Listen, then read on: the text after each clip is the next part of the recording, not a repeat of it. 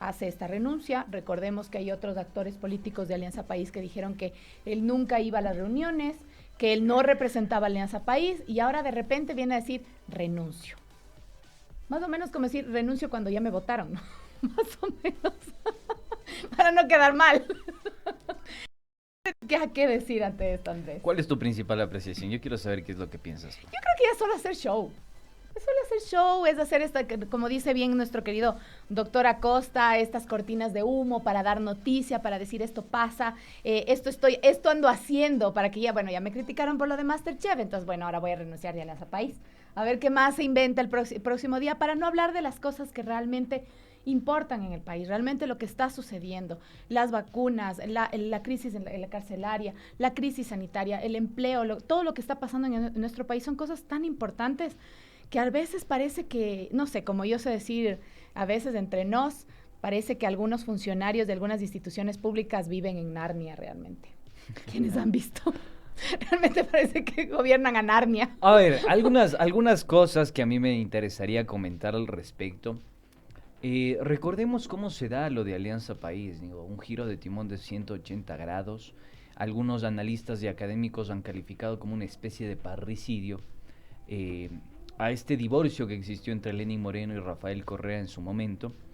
Posteriormente, la dirigencia política de Alianza País se divide.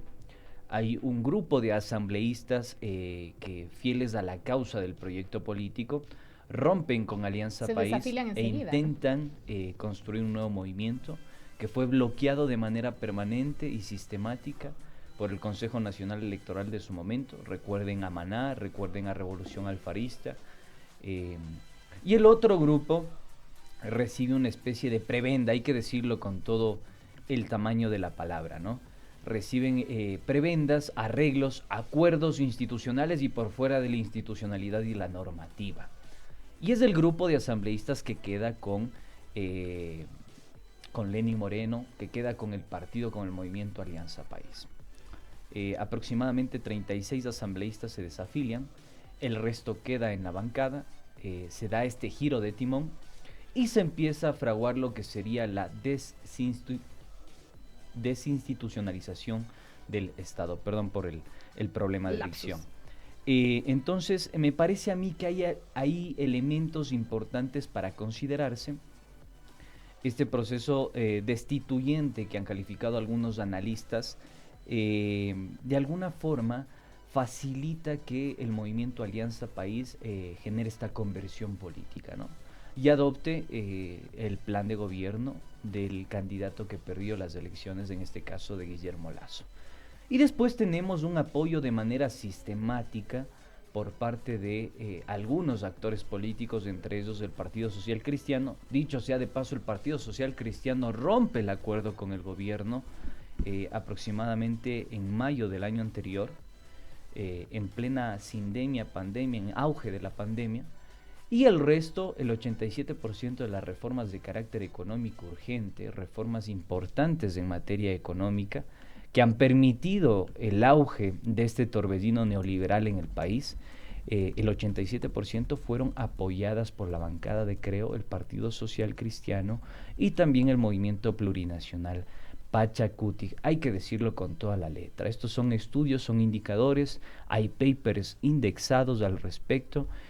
Ustedes incluso pueden ir a fuentes abiertas, que es el caso de Ecuador Debate, donde hay bibliografía que habla de este tema. Entonces, posteriormente a esto es que se da la posibilidad de que este giro y esta conversión facilite el ajuste estructural que se conoce en términos académicos, que no es nada más y nada menos que lo que vivimos, el intento de privatizar, digamos, las instituciones o los activos del Estado, las empresas públicas, las hidroeléctricas, la Corporación Nacional de Telecomunicaciones, este déficit fiscal que se empieza a posicionar fuertemente en los medios de comunicación, que no es nada más que recortar la inversión pública en temas de educación, en temas de salud, y por otro lado también el incremento del desempleo al momento de desvincular no solo del servicio público a varios trabajadores, sino también acortar y recortar la capacidad de consumo de las y los ecuatorianos. Entonces, tomando en cuenta este contexto, la desafiliación de Alianza País por parte del presidente Moreno y el primer mandatario no tenía que haberse realizado a 3 o 2 meses de entregar el mandato. Sí, esto ya era visto desde el inicio. Eso lo tenía que haber hecho la dirigencia y el comité de ética del mismo movimiento en la fecha exacta en la que se dio esta conversión política. Entonces, ojo, que ahora algunos asambleístas o dirigentes se quieran rasgar las vestiduras y decir, vamos a aplicar el régimen disciplinario contra el mandatario por no haber cumplido el plan de gobierno. ¿Por qué no lo hicieron? 3 meses. ¿Por qué no lo hicieron cuando Moreno decidió firmar el acuerdo con el Fondo Monetario Internacional? ¿Por qué no lo hicieron cuando incrementó el desempleo en el país? ¿Por qué no lo hicieron cuando aplicaron leyes que beneficiaron a pequeños y diminutos grupos económicos? ¿Por qué?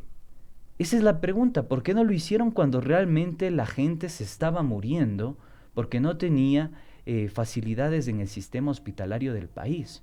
¿Por qué no lo hicieron con el reparto de los hospitales y las instituciones del Estado? ¿Saben por qué no lo hicieron? Porque muchos de esos asambleístas fueron cómplices y beneficiarios de dicho reparto. Que ahora no y lo digo bajarse. también en función de las investigaciones que hemos realizado, Carlita, en el portal Voces, y que otros colegas también lo han podido estudiar, analizar e indagar. Entonces, sí me parece a mí que cuando nosotros nos referimos a este show, hay que anclarlo directamente a una breve reseña histórica, a una línea de tiempo, ¿sí? A un timeline que nos permita a nosotros evidenciar cómo mismo es que sucedió, para tomar en cuenta que lo de Alianza País no es cualquier pelito de cochino, es el movimiento que facilitó el quiebre político, el desempleo y el giro de 180 grados que hizo el señor Lenín Moreno. Y sobre todo que además estuvo ahí durante todos estos 4 años mientras el señor Moreno gobernaba con un plan de gobierno totalmente distinto al que ganó en las elecciones, por el que votamos las y los ecuatorianos en las últimas elecciones. Así que ahora como que ya es un poco tardío. Por eso yo digo, ya es solamente cortinas de humo, es distraer un poco como si llegaras tarde al supletorio, pues. O sea, no tiene sentido lo que está pasando. Ya renuncio cuando ya están cerrando la puerta y ya no hay nadie adentro. Cuando ya levantó el último examen el profesor, ya no hay nadie. Y el profesor ya no está. Sí, cuando ya pasó las notas. El profesor ya pasó las notas, ya te jalaste el año. Y te acercas y le dices, vea, profe, no sea malito, regale un puntito, una décima. Totalmente. Vamos a continuar entonces lo que nos dice también nuestro queridísimo pajarito azul de Larry. Y ahora en el tema de salud, que es un tema que ya, Dios mío, nos tiene cabezones a todos. Y es muy importante porque el colectivo Acción Jurídica Popular, sí que es un colectivo de principio de autodefensa de las capacidades de constitucionalismo popular, como dice su cuenta de Twitter, presentaron una acción y presentaron un pedido al Ministerio de Salud Pública para que transparente lo que todos queremos y es que nos digan quiénes son las personas que han sido vacunadas con las vacunas que ya llegaron al país. Sin embargo, el Ministerio de Salud Pública justificó la negativa a entregar la lista de vacunación contra el COVID-19 y dijo como justificativo que si se entrega la lista se generaría conmoción social. ¿Por qué? Tan. Ahí va el tan, Carlitos Menaco. O sea, ya ve que a mí mismo me toca hacer los efectos. Eso, me toca hacer eso. Me toca silbar como dale látigo, látigo, eso, ahí está. Pero realmente o sea, no puedo creer que un ministerio a un pedido de información pública, que es parte de su función, le diga a este colectivo y nos diga a las y los ciudadanos que si entrega la lista habría conmoción social. ¿Eso qué quiere decir? ¿Que es porque ahí están personas que no estaban en la primera línea? ¿Porque estaban personas que no debían ser vacunadas? ¿Porque estaban personas que tal vez eran amiguis piwis de las autoridades de salud? ¿Por qué la conmoción social? Si lo que pedimos es que sea transparente la idea y no hay que ser más, no hay que tener, pues, como yo sé decir, más de 2 dedos de frente para darse cuenta de que las vacunas tienen que estar en la primera línea de quienes están atendiendo la emergencia. Algo que no se ha hecho en el país. Y esta es la respuesta del Ministerio de Salud Pública. A ver, a mi querido presidente de la República y a su gabinete ministerial al que le encanta el arroz con huevo porque el país le importa un bledo, como él mismo lo ha dicho, estoy citándolo tal cual, en este encuentro que tuvo incluso con ganaderos pequeños y medianos. Sí, así lo dijo, ¿no? En ese momento el que lo dijo, fue el presidente de la República, ¿no es cierto? A estas autoridades yo creo que está bien, aplique la suspicacia si quiere, Carlita Coronel, ¿ya? Pero hay que tener siempre la antesala de esto, y yo creo que la principal antesala es que hemos vivido en conmoción social los últimos 4 años. Si ustedes se ponen a analizar detenidamente, por ahí les doy una pista, vaya y busque la bibliografía que recolecta el CAIC, que analiza la conflictividad social.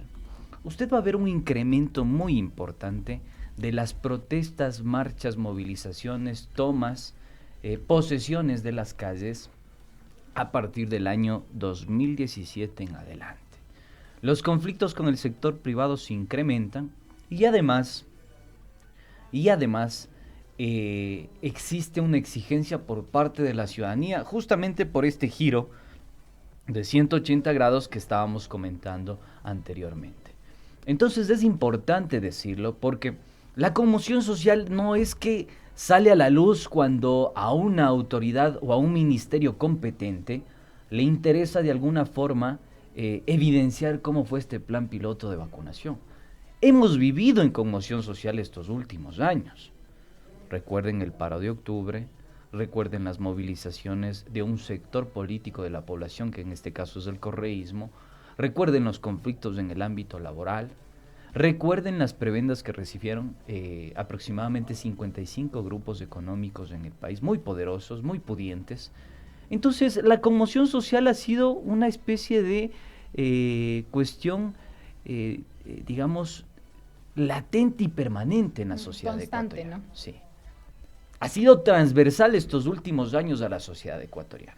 Entonces decir o aseverar o asegurar que porque vamos a transparentar o evidenciar quién mismo se vacunó, porque ya sabemos también quiénes se vacunaron, además, sabemos que son los más privilegiados de este país. Ellos mismos han salido a decirlo, ¿no? Ellos mismos lo han dicho, los hemos encontrado en el acto flagrante, ¿sí? En el acto flagrante, vacunándose.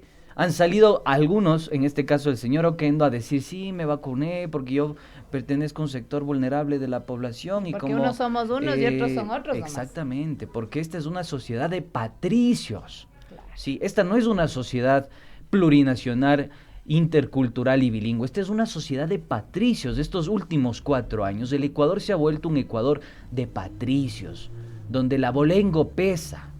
Y eso es lo que es cuestionable, es criticable. Entonces, para ponerle cortita y al pie, hay que nosotros preguntarnos si esto tiene justificativo y asidero, porque la conmoción social en este país ha sido permanente estos últimos años. Quiero contarte, Andrés, que justamente este pedido de información de acción jurídica popular ha sido dado paso por la jueza constitucional Selma Espinosa de la Unidad Judicial Civil. Bueno. Con sede en la parroquia Iñaquito, pero ellos hacen el pedido de información pública y se ordena al Ministerio de Salud Pública, ya se ordena que en 15 días debe entregar la siguiente información. 1. Los términos de referencia del contrato o contratos para la compra de vacunas para el COVID-19 por el Estado ecuatoriano. 2. Plan de vacunación a realizarse en donde se indiquen fases y criterios para determinar qué personas serán vacunadas en cada fase. Y 3, el listado de las personas que han sido vacunadas hasta la presente fecha. Y ahí obviamente lo que llama la atención ya era la primera negativa del Ministerio de Salud a entregar la lista de vacunados, justamente por lo que decíamos que puede causar conmoción social. Esperemos a ver qué es lo que sucede. Tiene 15 días, ya ha dicho la jueza. Veamos qué pasa en 15 días. Veamos, sigamos entonces, echémosle más leña al fuego, a ver si así se prenden algunos corazones y por fin nos enteramos qué mismo está sucediendo en este terruño llamado Ecuador, el punto, el ombligo del planeta. Échele entonces. Así es, y de la página del Twitter de Clave Política decimos, obviamente es muy preocupante y el tema que nos atañe en estos días, ya lo hicieron también alusión en nuestros compañeros de Punto Noticias, pero para ustedes que se unen a nosotros en estos momentos. Y es muy preocupante que en Ecuador solo 3 de cada 10 ecuatorianos tienen empleo en condiciones dignas y con beneficios de ley. Nos llamaba muchísimo la atención el informe que sacó el día de ayer el Instituto y Censos, INEC. Sí, se puede llamar informe, ¿no? Donde sí, hay cosas bastante que nosotros nos quedamos así como un poco con muchas dudas, y justamente para eso también le vamos a dar pie a nuestro invitado del día de hoy para que nos saque todas esas dudas. Los índices de empleo no remunerados y empleo no pleno incrementaron de forma considerable. Este martes 2 de marzo el Instituto Nacional de Estadísticas y Censos presentó los resultados de la encuesta nacional de empleo, desempleo y subempleo con corte a diciembre del 2020, con 36 días de retraso. Además, lo presentó recién el día de ayer. Así que vamos a hacer un análisis donde dice que además el desempleo es del 5.0%. Eso me causa como extrañeza, bastante. Vamos a ver entonces qué nos dice nuestro invitado del día de hoy, estimado Andrés. Vamos a ver, yo creo que esto hay que comentarlo, Analizarlo hay que un poco más analizarlo a fondo, a fondo, efectivamente, Carlita, pero también hay que analizar quiénes han ganado y quiénes han perdido. Estoy un poco perdido con la información, acá tenía algunos datos interesantes que quería compartir con ustedes, pero me parece que lo vamos a seguir manejando en el transcurso de esta entrevista. ¿Por qué razón? Porque, a ver, cuando uno se pregunta por qué el desempleo, yo creo que la pregunta de sentido común, porque nosotros veníamos con un empleo más o menos estable, con tasas que en el mejor momento tuvimos un desempleo del 4%, había una actividad productiva fuerte, las exportaciones habían incrementado, digamos, el Producto Bruto Nacional creció considerablemente. Recordemos que en el 2008 teníamos un Producto Interno Bruto, un PIB de aproximadamente unos 50,000 millones de dólares. Cuando cierra el gobierno Correa, llegamos a tener un PIB de 110,000 millones de dólares. Entonces hay un crecimiento en la economía. Pero cuando sucede el tema del desempleo, en un país como el Ecuador, que digamos no tiene una economía fuerte en términos de valor agregado, digamos de ventajas competitivas en el mercado internacional, lo que sucede es que uno tiene que preguntarse quiénes ganaron y quiénes perdieron. Totalmente cierto, Andrés. Recordemos que en Ecuador en estos momentos solo el 2.4 millones de ecuatorianos y ecuatorianas tienen empleo adecuado. 51.1% de las personas con empleo se encuentran en el sector informal de la economía. Y eso queremos preguntarle a nuestro invitado del día de hoy, el señor Carlos Marx Carrasco, sobre la informalidad en el sector del empleo y sobre todo esto que ahora llama el INEC de el empleo no remunerado. Eso no entiendo, el empleo no remunerado. Es un poco, para mí es bastante confuso y vamos a preguntarle el día de hoy a nuestro invitado. Un dato. Permítame un dato nada más, Carlita. ¿Ustedes saben cómo creció la facturación en relación al 2016 y 2018 en cuanto a las grandes empresas de este país? Mientras el PIB nacional decreció en 0.5%, la facturación de las grandes empresas osciló entre el 5 y el 7%. Es decir, que de 110 mil millones de dólares en facturación, en ventas, en patrimonio, ¿sí?, pasaron a 128 mil millones de dólares los grandes grupos económicos del país. Entonces, evidentemente, no es que no existía una bonanza económica o que no había la posibilidad de generar o expandir la economía nacional. La pregunta central, vuelvo a lo que dije, es ¿quiénes ganaron y quiénes perdieron en esta coyuntura? Recordemos que en estos momentos tenemos un aumento de la pobreza de 7.9 puntos porcentuales, ubicándose en el 32.4% de la pobreza aumentada en el año 2020, según el INEC. Todos estos datos vamos a analizarlos más a fondo en nuestra entrevista con nuestro invitado del día de hoy. Nos vamos a un pequeño cortecito y regresamos enseguida con el señor Carlos Marx Carrasco. Esto es 7F Ecuador por Más Democracia. Vamos ahí, no se muevan, amigos. Volvemos en un momento. 7F Ecuador por Más Democracia. Volvemos en un momento. 7F Ecuador por Más Democracia. Volvemos en un momento. 7F Ecuador por Más Democracia. Volvemos en un momento. Regresamos, esto es 7F Ecuador por Más Democracia, ya lo vemos ahí, está nuestro invitado del día de hoy. Él es el señor Carlos Marx Carrasco, es economista por la Universidad de Cuenca, tiene maestrías en planificación y financiamiento del desarrollo en Italia y el desarrollo de América Latina en España y un doctorado de economía y derecho también en España. Se desempeñó como director del Servicio de Rentas Internas del SRI y además también fue ministro de Relaciones Laborales. Queremos darle la bienvenida al señor Carlos Marx Carrasco. Gracias por estar aquí con nosotros en 7F, Ecuador por Más Democracia. Carla Coronel les saluda, me acompaña Andrés Durán. Buenos días. Muy buenos días, encantado de estar con ustedes. A los tiempos de abato, como suele decirse.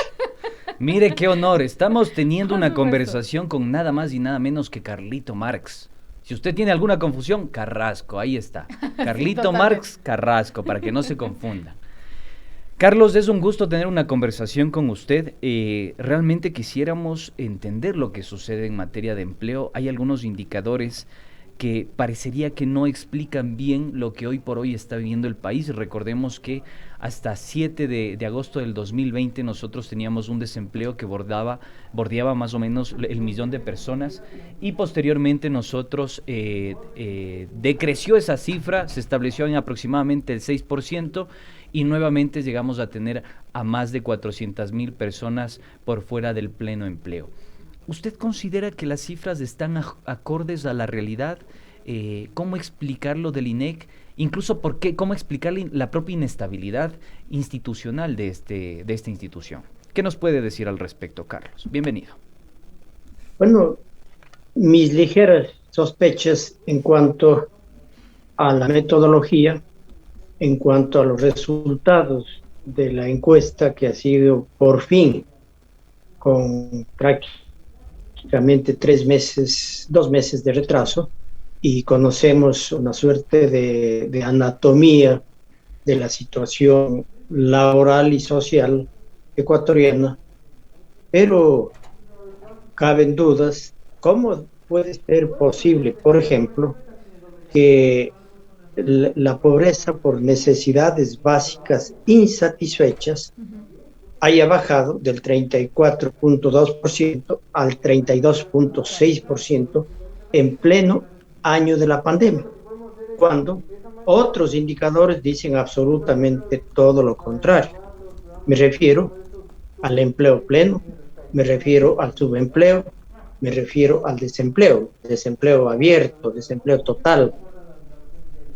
Alcanza las 401.000 personas, es decir, estamos hablando de 401.000 familias que no tienen absolutamente un centavo para satisfacer sus necesidades. Si es que esto es así, ¿cómo puede caer la pobreza por necesidades básicas insatisfechas, en tanto que la pobreza y la pobreza extrema han subido a niveles impresionantes, al 32.4% el primero y al 14.9% el segundo, cerca de 8 puntos el primero respecto al año 2017 y 7 puntos el segundo respecto también al año 2017. Es decir, que algo está pasando, algo anda mal y no hace falta ni siquiera mirar con detalle las estadísticas, hay no más que mirar el panorama social ecuatoriano, hay que mirar la situación real, gente deambulando por las calles y plazas en busca de caridad. Lamento decirlo, es así, no es la solución, por supuesto, la caridad, a pesar del marco jurídico que ha favorecido tremendamente a las empresas, sobre todo a las grandes, la ley de fomento productivo, la famosa ley humanitaria, que es una ley inconstitucional y antihumana por los 4 costados. Entonces, lamentablemente, la situación económica, social de nuestro querido Ecuador anda de mal en peor. Carlos, consultarle sobre esto que acabo de señalar últimamente, que incluso estuvo en el comentario como antesala de este encuentro, de esta tertulia. Cuando uno se pregunta por qué el desempleo, me parecería que hay que también interrogarse sobre quiénes ganaron y quiénes han perdido en esta coyuntura del país en estos últimos 4 años. La facturación de las grandes empresas creció, mientras que el pleno empleo decreció. ¿Qué decir al respecto de esta relación de poder que prevalece en el Ecuador contemporáneo? En general, los sectores de alta concentración de capital en general son los que siempre ganan. Si las condiciones económicas están bien, ganan. Si las condiciones económicas macro están mal, también ganan. Y en este año de pandemia hay sectores claramente identificados que han facturado y han ganado como nunca antes. Pues han ganado bien, han ganado bastante. Por ejemplo, el sector productor de alimentos, los distribuidores de combustibles, dígase Supermaxi, perdone que ponga un nombre, porque la gente puede entender mejor. Han ganado el sistema financiero y bancario, también ha tenido pingües utilidades, a pesar de que la economía en general ha tenido un comportamiento absolutamente pobre, diríamos, paupérrimo. El PIB el año anterior, no conozco todavía la cifra, pero se estima que habría caído en el orden del 9%, un 9% de caída en el PIB. Esto es prácticamente el doble de caída del PIB respecto a lo que ocurrió el año del feriado y la crisis bancaria el año 99. Entonces las situaciones son calamitosas, hay sectores que ganan más, sin embargo, estos sectores no han dado muestras de una actitud solidaria, solidaridad generando empleo digno, empleo productivo, empleo remunerado adecuadamente, y más bien la llamada ley humanitaria lo que hizo es establecer, aunque sea temporalmente, de hasta por 2 años, la contratación por horas, la reducción de la jornada laboral, la reducción del salario prácticamente a la mitad, y los platos rotos de la crisis que deviene de las erráticas políticas económicas y de la pandemia lo agravó, pero ya veníamos en los indicadores sociales cuesta abajo en la rodada, como dice Tango, veníamos mal, pero muy mal, se agravó con la pandemia, por supuesto hay que reconocer, y el sector de grandes grupos económicos, la gran empresa, no ha sido capaz de estar a la altura de las circunstancias y sostener y mantener empleo, a pesar de que inclusive las leyes favorecen.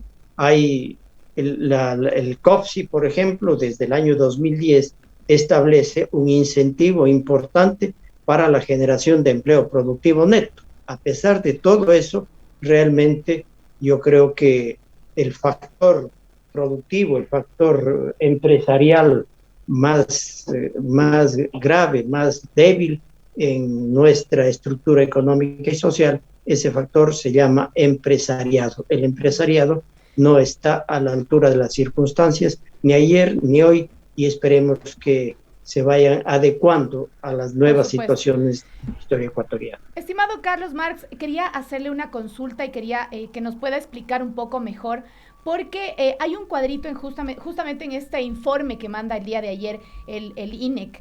Uno de estos cuadritos se llama Evolución del Empleo.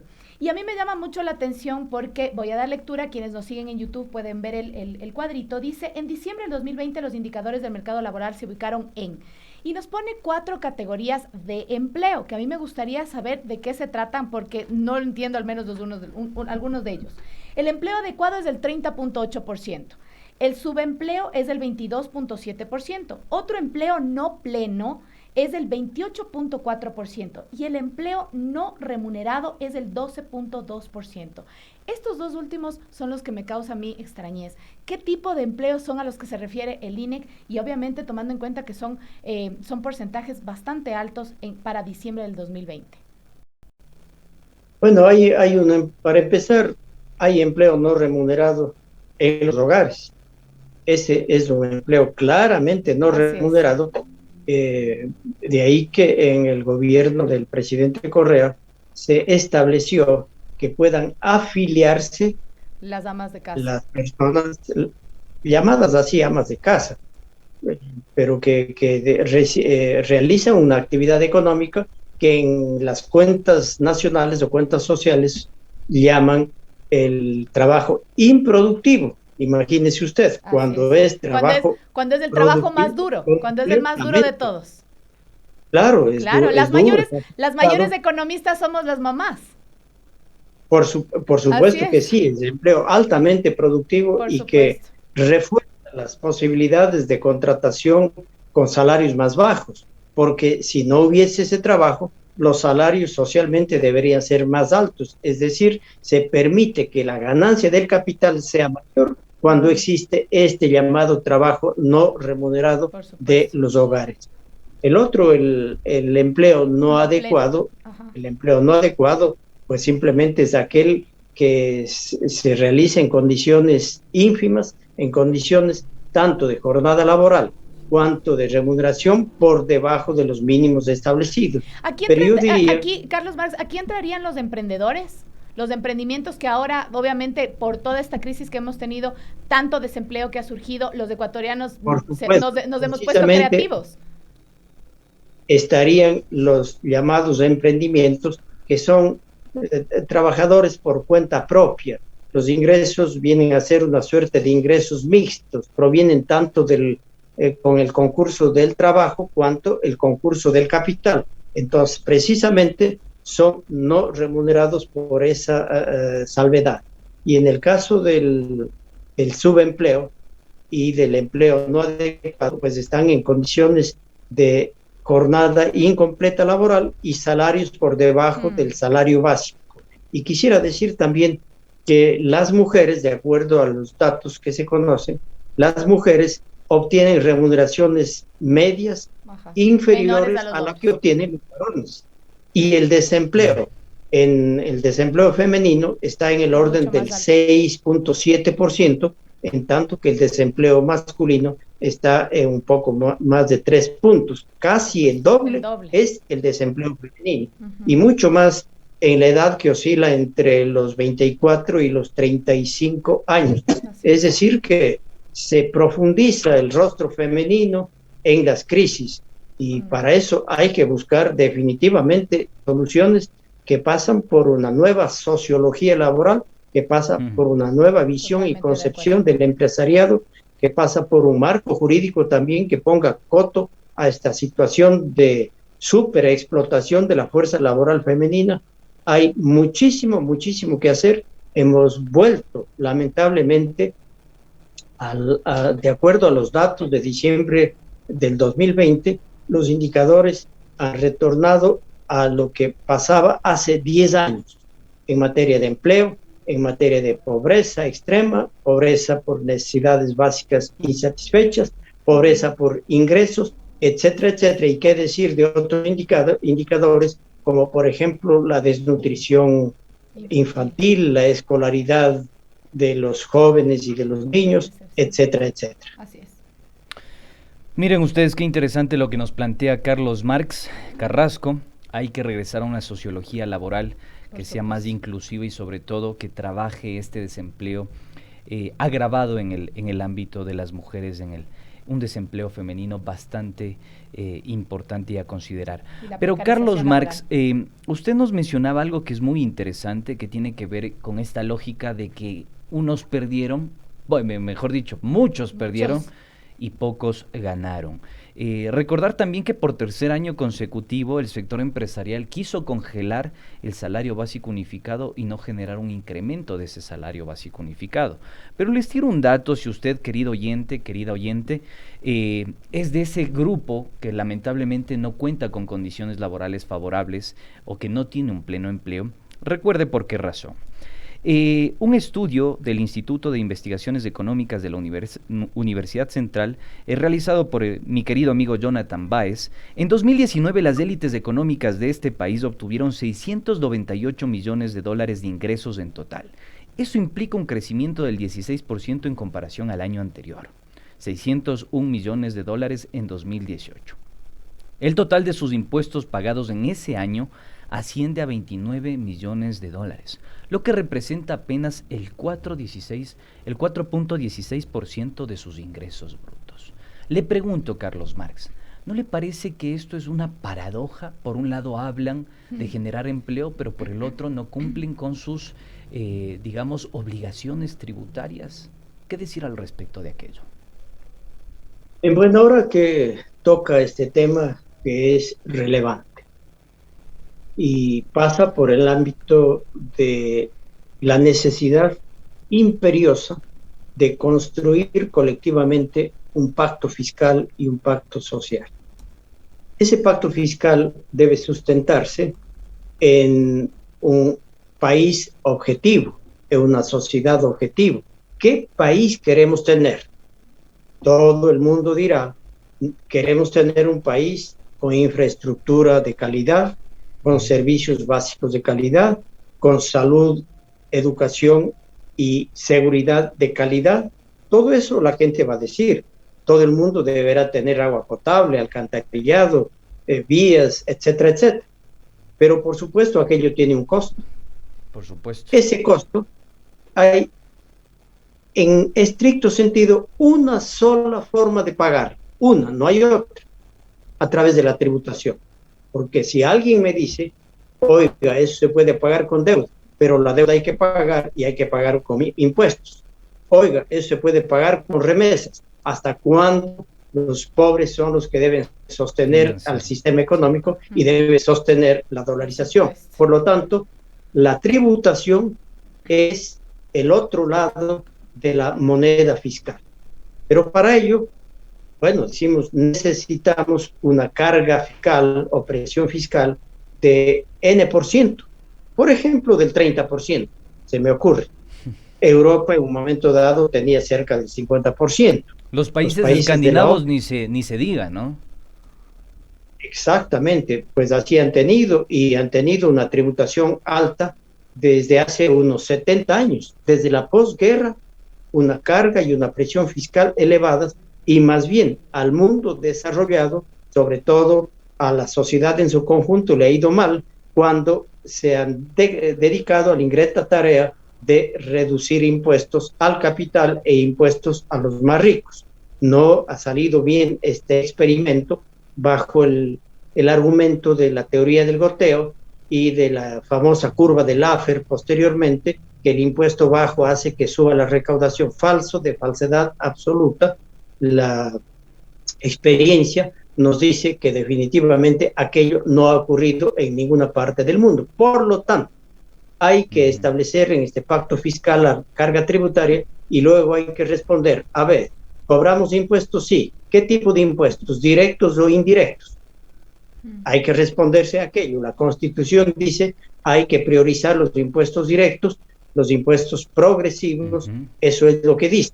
Por supuesto, yo estoy de acuerdo en los principios rectores de la Constitución y consecuentemente tenemos que pasar por una reforma estructural profunda de las finanzas públicas y de la política fiscal y tributaria. Se requiere un nuevo sistema tributario, un nuevo marco jurídico que pase por darle más simplicidad, más progresividad, mayor peso a la tributación directa y, por supuesto, hay que taponar los hoyos. Casi el sistema tributario se ha convertido en un arnero por donde se escapan los impuestos. Hay que controlar la evasión y la elusión fiscal. Temo que la evasión tributaria está aumentando y hay que hacer bastante para controlar las hormonas evasoras de algunos contribuyentes. Estimado Carlos, para complementar su respuesta, me gustaría también que usted genere una consideración al respecto de esta información que nosotros tenemos. ¿Qué opina acerca de estos 2 millones de contribuyentes que han sido incorporados como microempresas o que se los ha incluido en el régimen impositivo para cobrarles más? ¿Usted considera que esta es una viveza criolla del SRI para tapar este hueco que las grandes empresas dejan como evasión y elusión fiscal? ¿Qué decir al respecto? En la legislación anterior y que fue derogada, existía el anticipo del impuesto a la renta. Ese anticipo mínimo, que se convertía en impuesto, equivalía alrededor del 1% de las ventas totales. Y eso estaba establecido para todos aquellos obligados a llevar contabilidad, para todos. Los obligados a llevar contabilidad, sean pequeños, medianos o grandes contribuyentes. Se elimina ese anticipo, que, repito, era aproximadamente el 1%, porque era el 0,4% de esto, más el 0,4% del otro, 0,2% del otro y 0,2%. Eso, en términos ponderados, da el 1% respecto a las ventas totales. Entonces, se elimina aquello. Las grandes empresas dicen, aplausos, viva la fiesta, ya no tengo que pagar ese anticipo. Ahora, a las microempresas dicen, pero ustedes sí, paguen el 2% de una suerte de impuesto presuntivo obligatorio. ¿Cómo puede ser posible? Y me llama la atención que ahora los agoreros de la desgracia y que se opusieron tanto al anticipo mínimo, ahora respecto al 2%, no solo que no han dicho nada, sino que son quienes aprobaron la ley en la Asamblea Nacional. Definitivamente aquello tiene que derogarse, no hay otro camino que no sea la derogatoria. Mire, sectores de grandes exportadores bananeros están pagando como impuesto a la renta presuntivo entre el 1 y el 1.5%, pero microempresas pagan el 2% sobre las ventas, hayan ganado o hayan perdido. Me parece que es un completo desatino aquello y tendría que derogarse, pero por supuesto hay que mejorar sustancialmente la cultura tributaria y desde luego es importante la ampliación de la base de contribuyentes, porque también hay que reconocer que bajo el paraguas de la informalidad suelen ocultarse importantes ganancias y evasiones tributarias. Queremos consultarle también, estimado Carlos Marx, sobre las políticas, sobre realmente las propuestas que están haciendo los dos candidatos ya a la segunda vuelta, el señor Lasso y el señor Arauz, en cuestiones explícitamente de empleo. Queremos hablar sobre el empleo, que es lo que nos atañe en estos momentos. El señor Lasso en su propuesta dice que va a dar 1 millón de empleos, reactivación agrícola con créditos, a 30 años plazo al 1% de interés. El señor Arauz dice bonos a las familias ecuatorianas, inversión en obra pública, incentivos a la empresa privada y créditos para emprendedores y reincorporación de trabajadores públicos. Estas iniciativas sumadas y desplegadas en el corto plazo nos va a llevar a la meta de 800,000 trabajos en los primeros 3 años de gobierno, con aportes concretos al desarrollo y el futuro de los ecuatorianos. Eso suma el contrato de certidumbre ofrecido a las grandes empresas también, ¿no? Exactamente. Estas son las dos propuestas que hay de los dos candidatos a la presidencia de la República. Para hacerlo cortito y súper concreto, mi estimado Carlos Marx, un análisis de cada una de las dos propuestas. Viabilidad especialmente. En el primer caso de la propuesta del señor Lasso, nomás hay que tomar en cuenta que en la Asamblea Nacional y directamente a través de los ministros y ministerios, el señor Lasso ha estado cogobernando. Entonces, responsable de la debacle social, económica y laboral es el señor Lasso. Y con la ley humanitaria, él pretende gobernar. Con la precarización laboral y flexibilización laboral, pretende mejorar las condiciones de los trabajadores. Yo creo que hay un error teórico práctico gigantesco. Eso definitivamente no va a darse. De generar una línea de crédito a 30 años al 1%, bueno, había que preguntarle primero por qué en el Banco de Guayaquil no se ha hecho aquello. Pudo haberlo hecho. Y en segundo lugar, oigan, nos dicen que el Estado no sirve para nada, que el Estado no son enemigos de los incentivos, de los subsidios para los más pobres. Les gusta, sí, incentivos y gasto tributario para los grandes empresarios, pero no para los pequeños. De manera que yo no veo la viabilidad práctica. Me suena a una propuesta demagógica de plantear esta línea de crédito a 30 años plazo, porque créase, además, a 30 años plazo, diga usted un productor de arroz, no necesita un crédito a 30 años plazo, necesita un crédito a 1 o 2 años plazo. Un productor de teca. Claro. La teca se produce hasta los 18, 20 años. El plazo podría ser para la teca 20 años, pero no entiendo cómo así se pretende 30 años plazo al 1%. Es una propuesta definitivamente demagógica. Y en el caso de las propuestas de Arauz, por supuesto que son absolutamente viables. Primero, se requiere, por supuesto, que esa propuesta de reforma de que pretende privatizar el Banco Central, que aquello definitivamente, si otra vez el Ejecutivo remite a la Asamblea, otra vez sea devuelto, y de una vez yo creo que deberían devolverlo con la negativa luego del tratamiento correspondiente, es decir, que no sea el CAL el que devuelva, sino que sea el Pleno, porque el artículo viola flagrantemente los artículos 271 y 303 de la Constitución, que delega privativamente la política monetaria, económica y cambiaria al Ejecutivo, y no puede decir, pero pasemos de esto al Banco Central. Eso es inconstitucional, y además, pues la experiencia y nos ha dicho qué es lo que ocurrió. Mire usted, la Constitución de Sangolquí consagraba la autonomía o independencia del Banco Central. Con esa independencia se dio el salvataje bancario, 8.000 millones de dólares con independencia del Banco Central.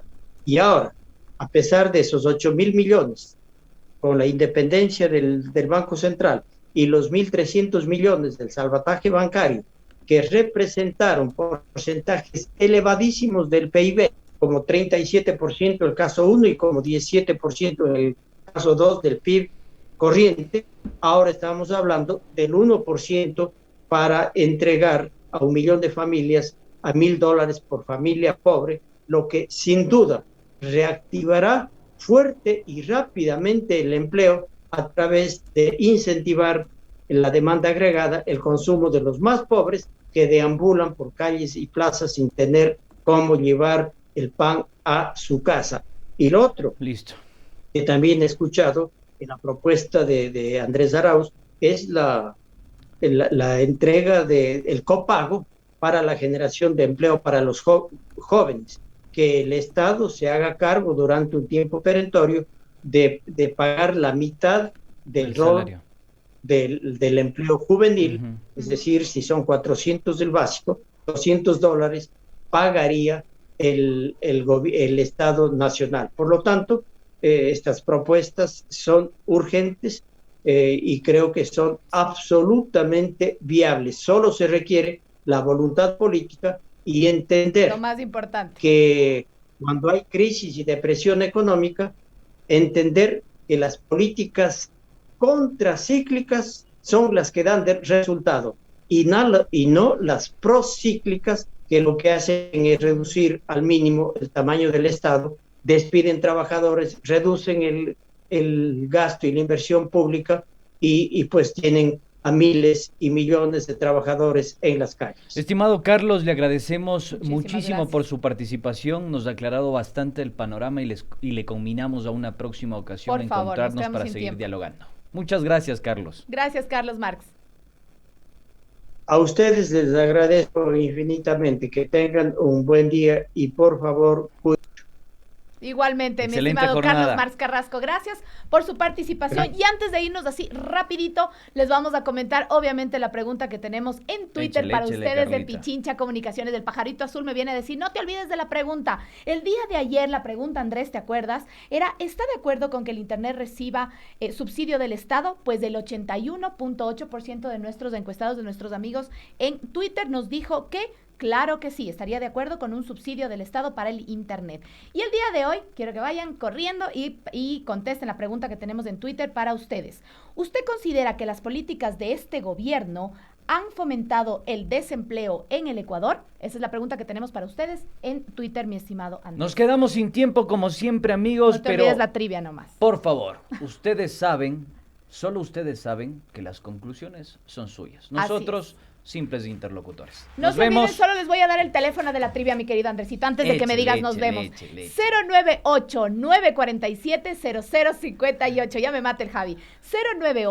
098-947-0058. Ayer nos llamaron a decir que doy muy rápido el número de teléfono. ¿Quiénes fueron presidentes de la Asamblea Constituyente de Montecristi en 2007? A. Mauro Andino y Luis Hernández. B. Alberto Acosta y Fernando Cordero. C. César Rodríguez y Alberto Acosta. Su respuesta al WhatsApp del 098-947-0058. Muy bien, Javi, gracias. Nos vemos entonces, amigos. See you late. Nos vemos mañana. Adiós.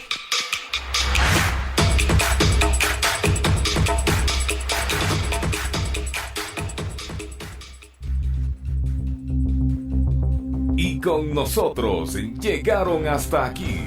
Ahora te toca a ti.